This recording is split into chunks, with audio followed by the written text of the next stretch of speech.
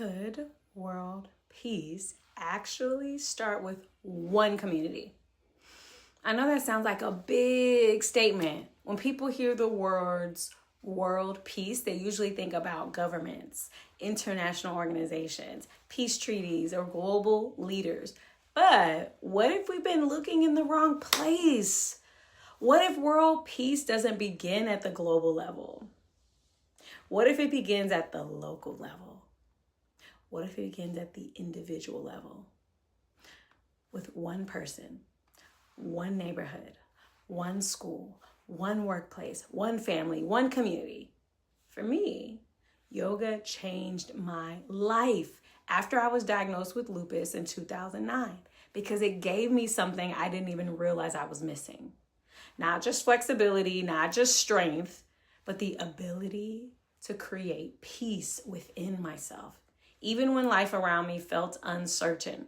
And over the years, I had the opportunity to teach in studios, in corporations, in universities, in community centers, in public parks, and for large organizations. No matter where I teach, I notice the same thing. People come in carrying stress. Some are overwhelmed from work, some are grieving, some are anxious. Some simply need a place where they can breathe without being judged. And something beautiful happens. For 1 hour, people who may have never met before become a community. They're different ages, different professions, different cultures, different backgrounds, different beliefs. Yet, they're breathing together, moving together, growing together. And for that hour, nobody is arguing about politics. Nobody is competing. Nobody is trying to prove they're better than anyone else. They're simply being human. That's one of the things I love most about yoga. It reminds us of what we have in common, not what makes us different. Now imagine if every community had spaces like that. Imagine if every city offered free yoga in public parks. Imagine if community centers where people gathered, not just during a time of crisis, but gathered every day to strengthen their minds, bodies, and relationships. Imagine neighbors who knew each other's names because they practiced together every Saturday. Would that solve every problem? Of course not. But it would make communities healthier. I believe that it would. It would reduce loneliness. Sure, I believe it could. Would it strengthen relationships? Absolutely. Because peace isn't built only through the big moments. It's built through small, consistent actions. One conversation, one class, one act of kindness, one deep breath. One person choosing to respond instead of react. Think about every moment in history. Someone had an idea, a few people believed in it, a community formed around it, then that community inspired another community. Real change almost never starts with millions of people. It starts with a handful of people who are willing to live differently, to believe differently.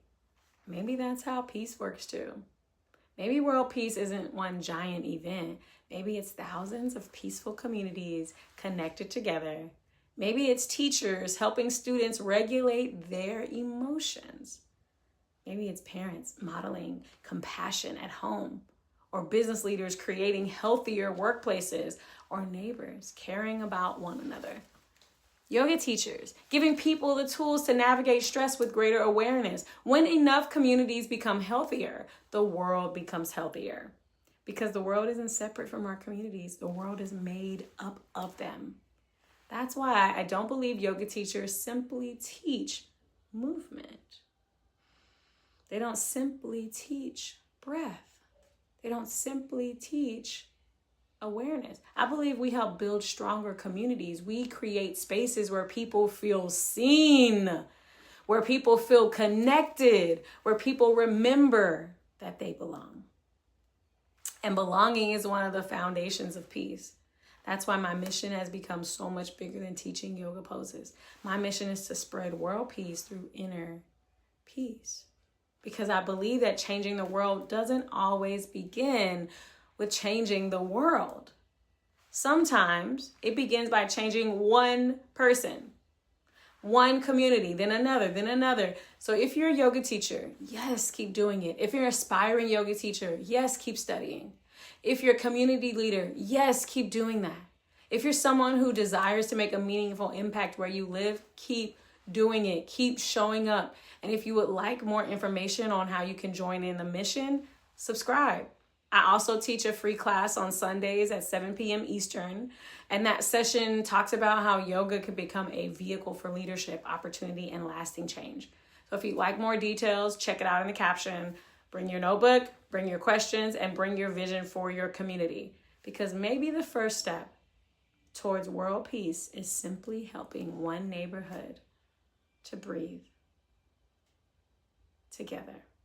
I'll see you in class. Peace.